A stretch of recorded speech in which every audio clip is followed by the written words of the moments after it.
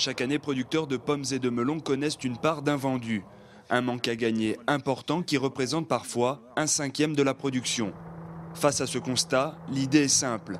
Il faut valoriser par transformation ces rebuts et favoriser dans le même temps la création d'emplois. Un projet à l'état embryonnaire né de la volonté politique de la communauté de communes Vendée-Sèvres-Otise après l'obtention du label Pôle d'excellence rurale.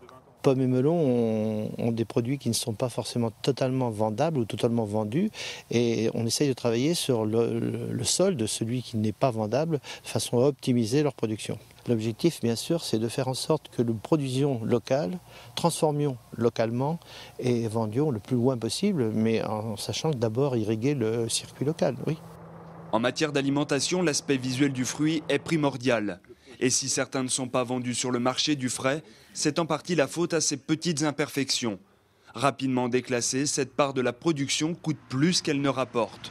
Pour enrayer le problème et valoriser ce qui peut l'être, la solution se porte alors vers une transformation industrielle.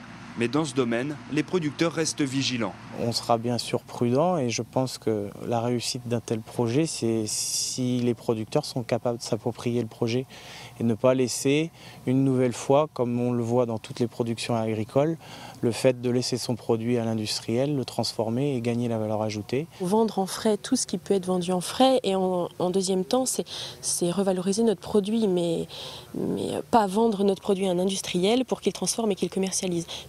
C'est participer à une transformation pour le commercialiser. Est-ce que ce serait peut-être plutôt à nous de monter le projet et s'approprier le projet, et non pas peut-être pas forcément travailler avec des industriels, je sais pas.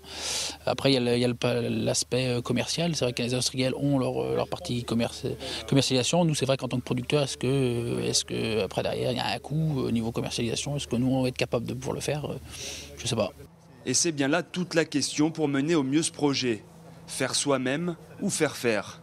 Soit l'ambition va être de dire, eh bien c'est nous qui allons développer notre propre centre, mais on va aller chercher une compétence, parce qu'il y a des gens très bien qui sont capables de développer, parce qu'ils n'ont pas toutes les compétences en termes de transformation, et comme ça ils gardent une certaine maîtrise. Soit la démarche, ça va être de dire, on va chercher des industriels avec qui on peut être partenaire, et où on va partager le risque, et on va travailler ensemble sur le développement.